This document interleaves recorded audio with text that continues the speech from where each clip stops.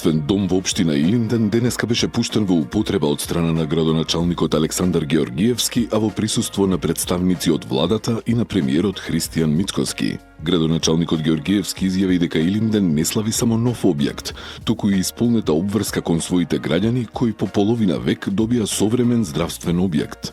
После отприлика половина век, Илинден добива нова здравствена установа. Со свеченото пуштање во употреба на новиот здравствен дом Илинден, символично, но суштински ја потврдуваме нашата безвременска заложба и грижа за жителите на нашата општина, како и нашиот јасен стремеж за приоритизирање на едно од главните столбови на општественото живење, а тоа е јавното здравје. Овој здравствен дом не е само обичен објект, тој е плод на одговорна, визионерски и системски планирана политика. Премиерот Мицкоски објасни дека оваа амбуланта е дел од поголемата заложба на владата да се осовремени и модернизира здравствениот систем во Македонија. Проект кој не е само уште една зграда, туку доказ дека кога институциите соработуваат, кога има визија и посветеност кон граѓаните, тогаш резултатите не изостануваат. Во оваа амбуланта, кажа министерот, се вложени околу 16 милиони денари, но заедно со придружната инфраструктура и во консултација со градоначалникот, вкупната инвестициска вредност достигна 25 милиони денари. Но вредноста на овој објект е далеку поголема од паричниот износ. Таа се мери во сигурноста на родителите дека нивните деца ќе имаат здравствена грижа близу до домот, во спокојот на повозрастните жители кои веќе нема да мораат да патуваат далеку за преглед, во достоинството на здравствените работници кои конечно добиваат услови какви што заслужуваат. Европските младински игри ЕМОВ Скопје 2025 се во полнек. По тој повод денес пресконференција одржа министерот за спорт Борко Ристовски, кој ја истакна важноста за овој настан за Скопје и за Македонија. Дека за нас како земја ова е едно најпрво одлично искуство. Второ, она што можеме и што јас се залагам како министер, тоа е да што е можно повеќе млади деца спортуваат. Ова за мене е еден празник за очите, затоа што навистина во нашата земја најпрво да се толку млади спортисти, толку спортисти генерално да се присутни, за мене представува навистина празник за очите и мислам дека како држава генерално ќе имаме сите бенефит од ова, затоа што не е секојдневно и не се случува често да 4000, преку 4000 учесници се надпреваруваат во нашата држава Македонија.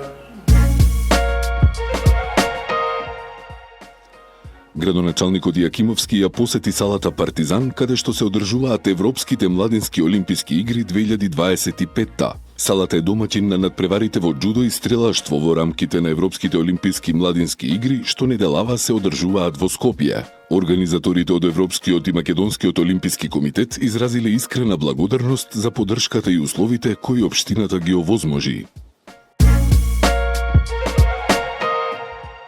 На средба со граѓаните во Волково, кандидатот на ВМРО ДПМН за градоначалник на Скопје Орце Ѓорѓиевски го започна дружењето со жителите од општина Ѓорче Петров.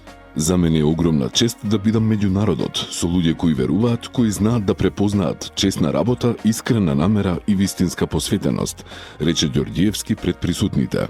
Тој посочи дека Ѓорче Петров денес е општина променета на подобро, благодарение на проектите што се реализираат со срце и душа за секое населено место, вклучувајќи ги Волково, Даме Груев, Микиштани и Стопански двор. Секое населено место заслужува уште повеќе. Поддршката нема да изостане. Од мене ќе имаат секогаш. Ќе имаат вистински партнер и пријател, порача Ѓорѓиевски. Каја Шукова, кандидатката на СДСМ за градоначалник на Скопје, изјави дека се решила да влезе во градоначалничката трка затоа што градот е во очајна состојба. Иако како личност чувствувате и професионален и секаков друг капацитет да помогнете, треба храбро да влезете во битка. Мислам дека и јас имам што да понудам, а и во СДСМ имаме што да понудиме на градот Скопје, рече Шукова. Таа додаде дека политиката мора да се тргне од градот кога се во прашање интересите и потребите на граѓаните, а како негорливи проблеми со кои секојдневно се соочуваат скопјани ги посочи јавниот превоз, чистотата. Дали Каја Шукова не смеела да одбие да биде кандидат за пораз затоа што е директно вмешана во бизнисите со фотоволтаици на луѓе од власта, праша на пресконференција Валентин Манасиевски од ВМРО ДПМН, откако опозицијската партија го објави името на кандидатот за градоначалник на Скопје. Дали Каја Шукова не смеела да одбие да биде кандидат за пораз затоа што е директно вмешана во бизнисите со фотоволтаици на луѓе од власта?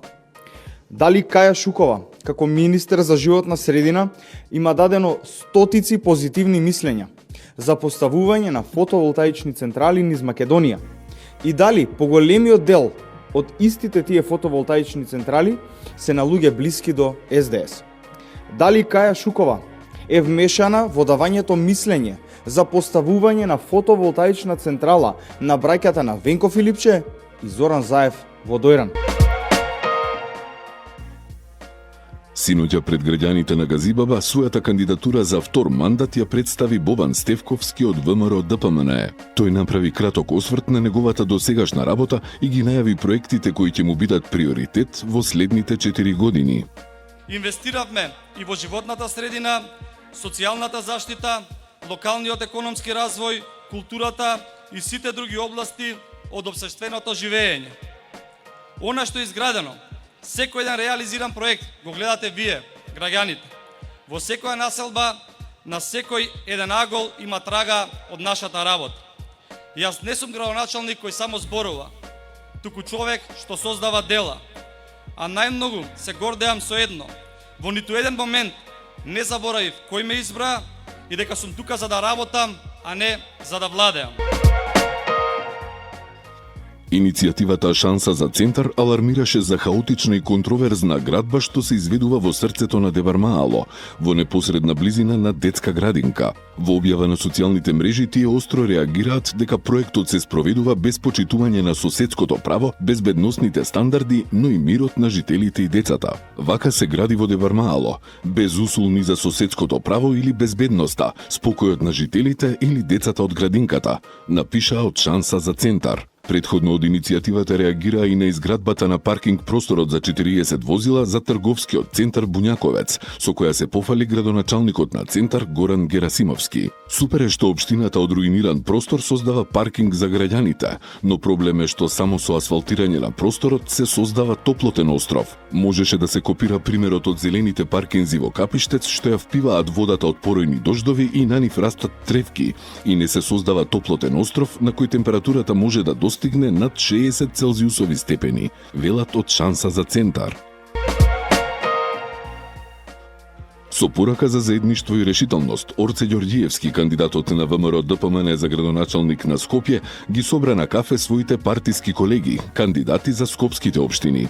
Скопје не чека, го чека обнова, го чека напорна работа, одлучност и луѓе кои нема да се штедат за неговата иднина, истакна Ѓорѓиевски во објава на социјалните мрежи, нагласувајќи дека дојдено е времето да му се врати достоинството на главниот град. Ние сме подготвени да го водиме Скопје со чест, со љубов, исправени и со чист образ, додаде тој.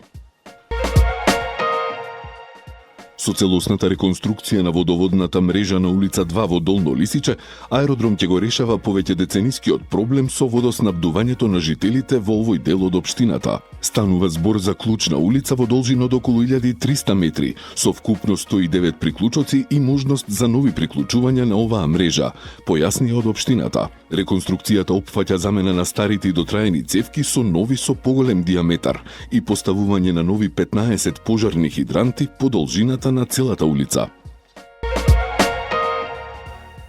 Најмладите жители на Бунарџик добија ново катче за игра, дружење и рекреација, комплетно уредено со современа урбана опрема по највисоки стандарди за детска безбедност и забава. Градоначалникот на општина Илинден Александар Ѓорѓиевски истакна дека освен за просторна урбанизација, ова игралиште е од особена важност за релаксација и рекреација на најмалите жители. Детското игралиште е опремено со детски реквизити, а поставена е метална ограда која го обезбедува просторот и ја зголемува безбедноста при игра. Дополнително поставени се и клупи, а со новите корпи за отпадоци се овозможува почиста средина, истакнаа од општина Илинден.